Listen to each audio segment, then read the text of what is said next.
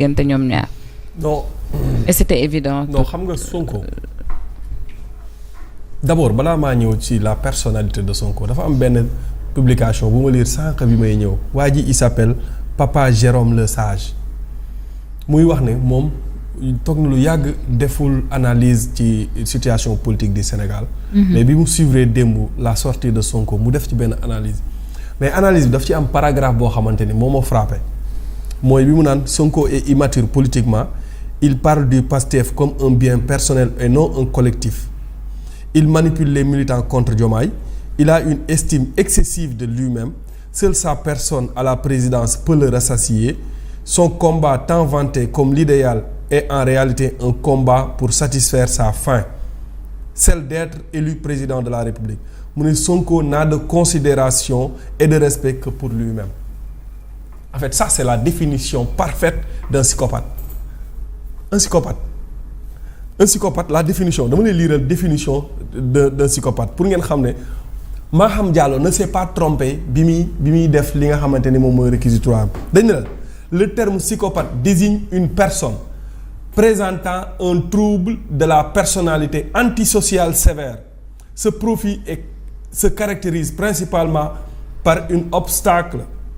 absence totale d'empathie l'incapacité à ressentir de la culpabilité ou des remords et une forte tendance à la manipulation pour parvenir à ses fins lii mooy définition d'un psychopathe c'est-à-dire Ousmane pour moom c'est-à-dire tout doit tourner autour de lui pour moom mooy ku baax xool leen Ousmane Sonko parcours am ñi mos a àndal ñëpp Ousmane Sonko mënoo ko konteel xaritu daaw mënoo ko konteel diggante moom Barthélémy Diaz diggante moom ak Bougane Gueye Dany diggante moom ak la coalition jot na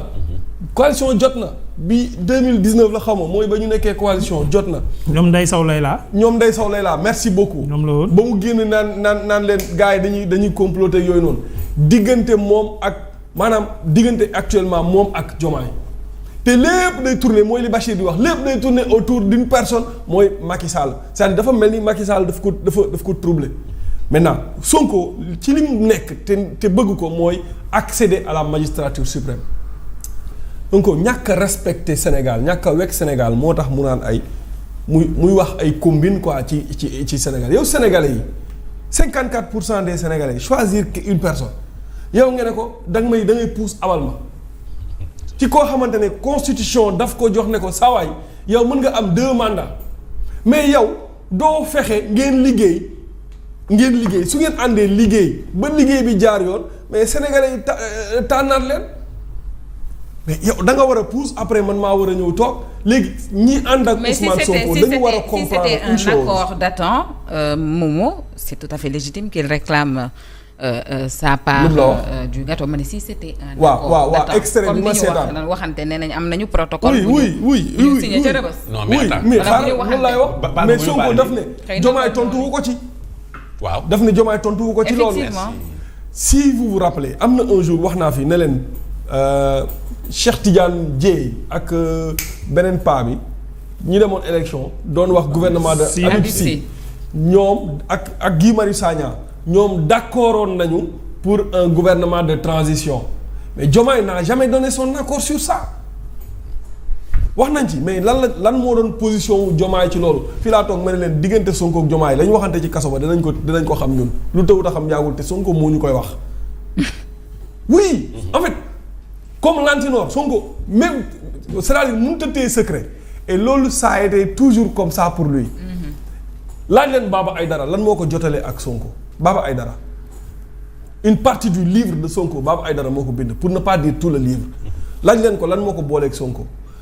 premier problème bi mu njëkk am ak Malick Gakou laaj leen ko lan moo ko booleeg Sonko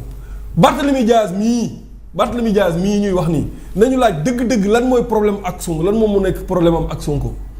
c'est-à-dire Ousmane Sonko su tëjoog yow ci néeg su ngeen waxtaanee su génnee wax ko keneen loolu nag ñi fréquenté Ousmane Sonko ñoo ko mën a xam suñ waxee man ak moom téléphone buy wax ak yow téléphone dina ne Momo de wax na ma lii ak lii du garder secret kooku nan lañ mën a joxee jëlee un état jox ko wax naa fi nee naan Sénégal def na erreur bu monumentale boo xamante ni kenn xamul fan lañ jëmee mooy le fait que ñu permettre à Ousmane Sonko d'accéder ci yenn station yi léegi nag li xew ñun ñëpp a ngi toog di seetaan président de la République moom moo yor li nga xamante ni moom mooy le garant de la stabilité du pays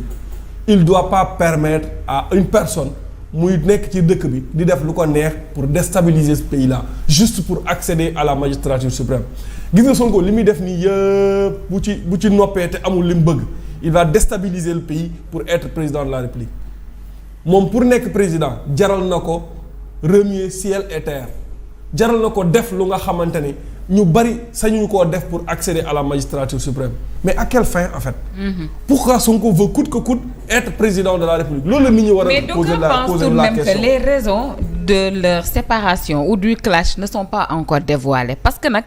démb Ousmane waxul ñu dara loo xamante ne nii Mamadou mën nañ ci teg suñu loxo. Dóor c'était juste des lii moo ñu boole génn nañu wax daan nañu dañu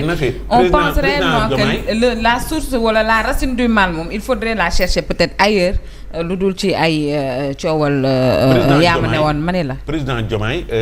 ci interview bi mujj ca palais de la République waxoon na ni amul benn deal bu ma seq ak moom mu ni deal amu ci waaw moom kon ban deal ak ban accord la ñu mën a dox pour bu demee 2 ans wala bu demee 1 an bàyyi pouvoir bi def ay élections. daanalal moom aussi c'est. daanal na. Ahmed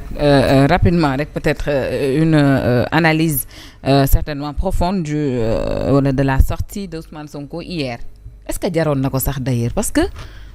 sortie bu amul info est-ce que jaroon na ko at the end parce que on ne voit pas le sens. yow sortie bi du problème de man mi ngay laaj toog débale wala toog waxtaanee la nga waxante woon ak sa xarit ak sa kilifa. man mi ngay laaj nii laa la war a laaj ndax jaroon na nga may laaj ma waxoon naa la bu jénnee li muy def di demal nga na fi damaa bëgg boo wàccee li Ousmane waxoon gars yi dem leen YouTube ngeen xooli xaw ma lan yow boo wàccee demal YouTube nga dem nga tàppe ay live am 2020 2021 2022 2023 boo jëlee live yooyu nga teg ko à côté acteurs yi rek ngay rocc da ngay rocc Bassirou Diomaye Faye dugal Macky Sall nga rocc ay Minuloo dugal Mamour Diallo comprendre nga ñoom Balla Moussa Fofana ñi ñoom ñooy Antoine Diome yeeg Moussa Fall yeeg yooyu dara changé wul sosal ñenn ñi xas ñenn ñi menacé ñenn ñi pare ne dañ maa kompaloo